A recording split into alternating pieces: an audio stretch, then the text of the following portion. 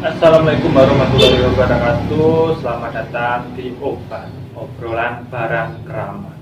Oke, buat pemirsa semuanya, untuk teman-teman yang lagi nonton ya.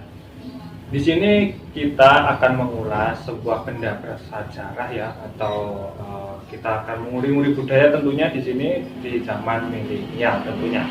Dan di sini juga saya sudah datangkan seorang narasumber, yaitu seorang yang sudah tahu masalah sejarah juga. Assalamualaikum Kang, gimana kabarnya? Alhamdulillah Baik-baik aja ya. Oke, silakan untuk perkenalan untuk pemirsa semuanya, teman-teman kan belum tahu Anda siapa ya. Monggo.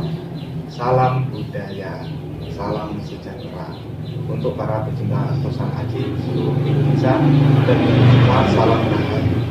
Mugi kula lan panjenengan sedayanipun diparingi rahmat lan wilujeng dan diparingi keselamatan datang kersane Gusti Allah Subhanahu wa taala. Oh ya Kang, ini katanya kita akan mengulas sebuah benda keris ya? Nggih, kita akan belajar sejarah tentang benda Tosan Aji. Tosan Aji, oh ya, sebuah pusaka. Udah ada bendanya ya? Oh, ini dia ternyata. Boleh saya pegang terlebih dahulu untuk melihatkan ke teman-teman ya, pemirsa.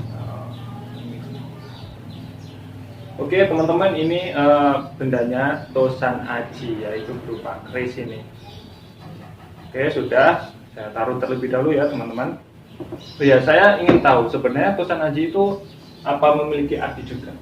Memiliki arti mas. Yang namanya Tosan Aji itu pusaka mas. Pusaka. Pusaka. Tosan si Aji itu ada kekuatan mas. Nah, jadi mempunyai kekuatan, yang punya kekuatan.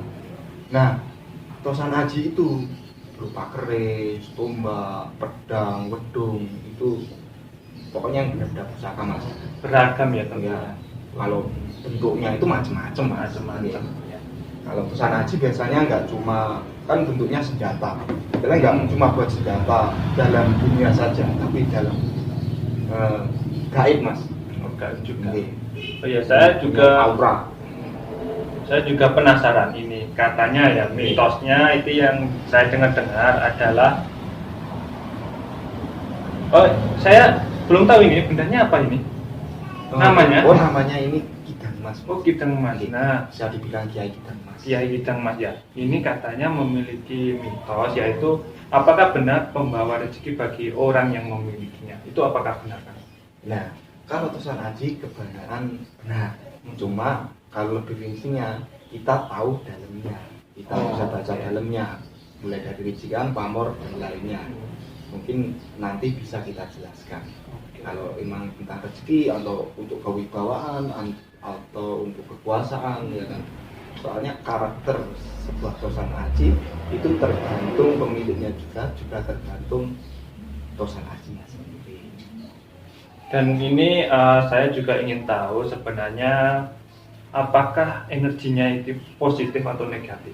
Nah, kalau kebanyakan empu-empu zaman dahulu ya, itu kebanyakan positif. Positif ya.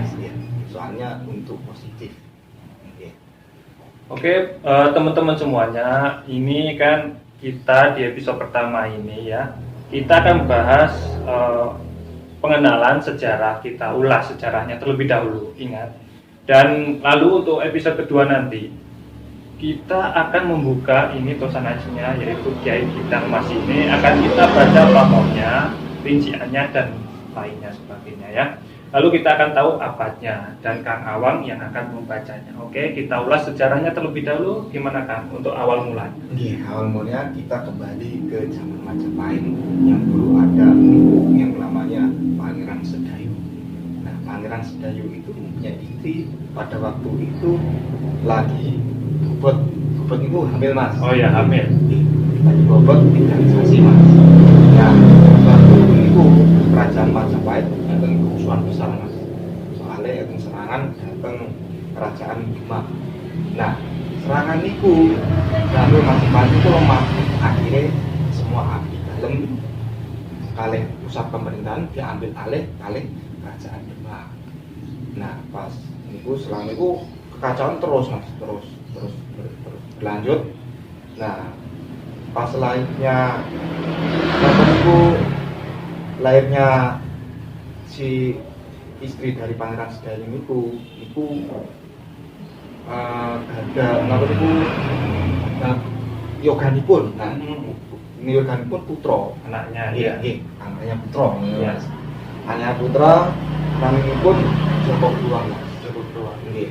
Oh ya, Joko Gruang itu apakah ada saudaranya atau gimana itu? Ya, itu ada saudaranya, Iya. namanya Joko Suro. Joko Suro ya. Nggih, Joko Suro. Itu istri dari Putri Blambangan, Mas. Putri Blambangan. Nggih. Putri dari Blambangan. Terus sebenarnya Pangeran Sedayu mempunyai cerita sebelumnya. Sebelum ini kita kan belajarnya kan apa itu runtuhnya Majapahit Iya. mulai terbangunnya kerajaan Demak. Nah, niku Joko Gruang niku ketemu Kang Pangeran Sunan Kalijogo, Mas. Kan Sunan Kalijogo niku diberi nama, paring asma naminipun Joko Supo. Nah, niku lahirnya empu teng Demak niku. Jadi agama Islam pun nyebar teng tanah Jawi niki.